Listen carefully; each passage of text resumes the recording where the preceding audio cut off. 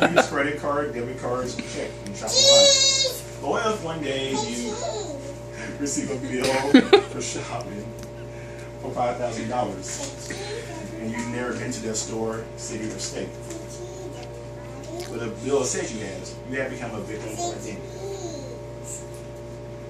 I'm going to speak on how it can happen, the damage can happen, and ways to avoid it. Alright.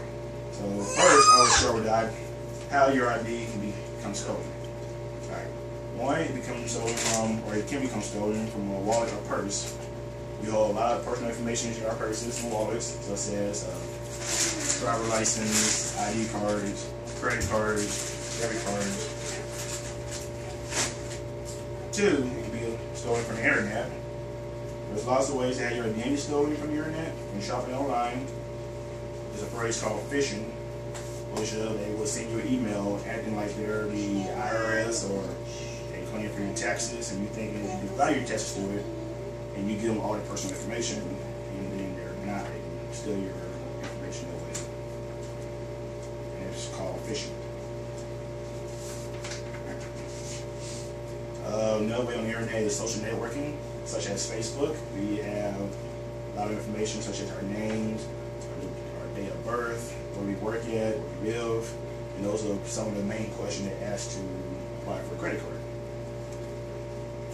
Another way it can be stolen is from the trash or the mail.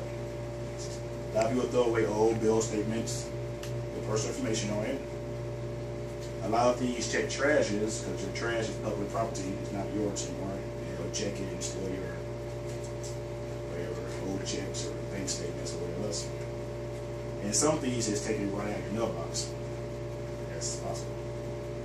Now I'll explain the consequences of having your identity stolen. One, bad credit. If a person with your credit card information open, or with your information open accounts, it can ruin your credit. Here's a quote from a credit counseling service. If they manage to get a hold of your social security number and take credit card application in your name, that may go for a month before you realize it. It can actually take you years to resolve it. And that's the president of credibility. Another damage you can do is drain your account. A thief with your bank information can take every dollar out of your savings and check it. And you can have legal problems. If someone have a credit card in your name and charge a lot, and if you're not making the payments, those creditors can sue you, take you to court for not paying them back. Finally, how to prevent it. A yearly credit report. There are sites and there's companies and banks that do, you can check your credit and see if there are any accounts open in your name that you don't know of. Bank statements, you check your bank statements. If you notice anything been charged and you haven't bought, you can look into that. That's somebody else charging using your credit card or checking the card or whatever, debit card in your name. Here's a quote from Elizabeth Wooden. Let's see.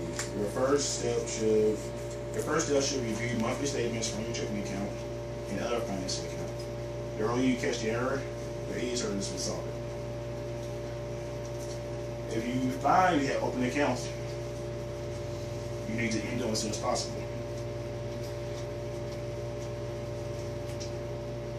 And as soon as you end them, you need to go to your local police department and file for identity theft claim. According to worldlawdirect.com, a Social Security Administration is your suspect. If you suspect that your Social Security number has been stolen, you contact this number, 1-800-269-0271, to report the fraud. Alright, conclusion.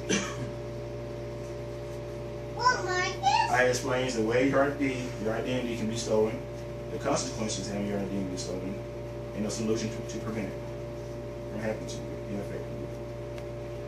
And now for steps to avoid this from happening completely. Lock your Social Security card in a safe place. Shred your bills. buy a little cheap shredder to shred anything that you throw away that have any personal information on it. Never give away your social security number or any other personal information through your phone or in public. And a way to avoid credit card being stolen, or you can use prepaid credit cards, because you can put money on it if you do it that way. That way, if it's stolen, it'll just be that amount stolen instead of you're all over my savings. Okay, and thank you for listening.